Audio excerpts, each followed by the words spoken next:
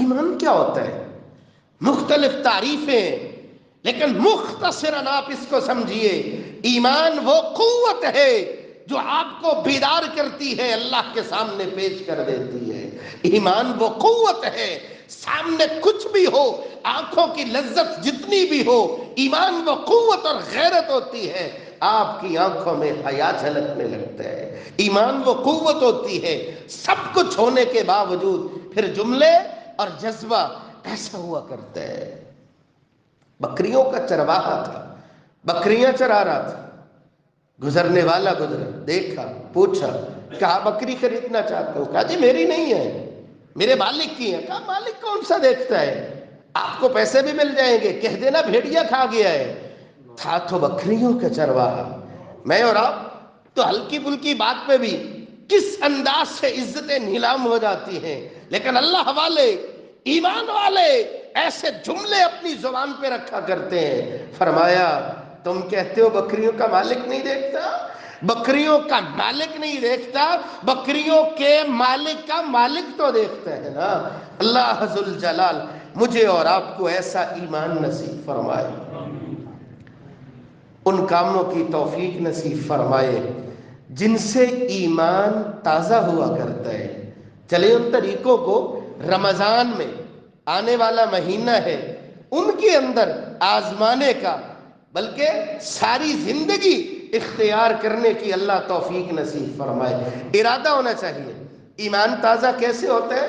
رسول اللہ صلی اللہ علیہ وآلہ وسلم سے پوچھتے ہیں، جامع ترمذی 2623 نمبر روایت، ذاق طعم الایمان من رضی باللہ ربا وبالاسلام دینا وبمحمد نبیا، جو اللہ کو اللہ مان کے راضی ہو جائے، رسول اللہ صلی اللہ علیہ وآلہ وسلم کو آخری نبی مان کے راضی ہو جائے، قرآن و حدیث کی شکل میں اللہ ذوالجلال نے جو تعلیمات دی ہیں ان کو سینے سے لگا کے راضی ہو جائے، اللہ ایمانی ایسی راحت اور تسکین اس کو عطا فرماتا ہے، دنیا جہان میں کسی جگہ بھی اس کو وہ راحت میسر نہیں آتی جو اس کام میں آتی ہے کہ میں اللہ والا بن جاؤں، اللہ مجھے اپنا بنا لے۔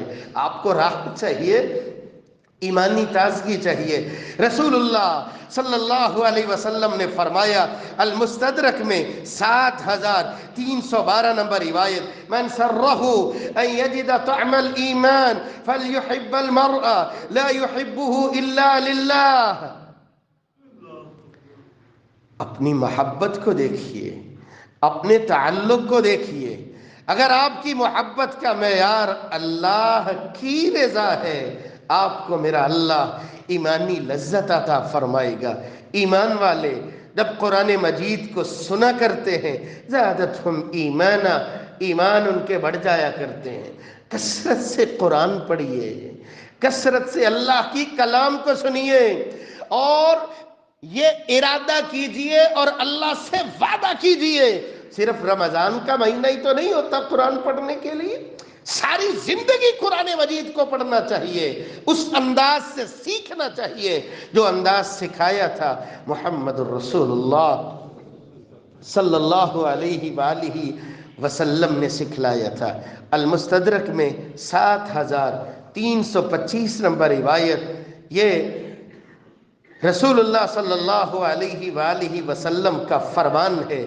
گھروں میں روشنی اور سکون آتا ہے رسول اللہ صلی اللہ علیہ وآلہ وسلم کے فرامین کے مطابق جب زندگی ہوتی ہے۔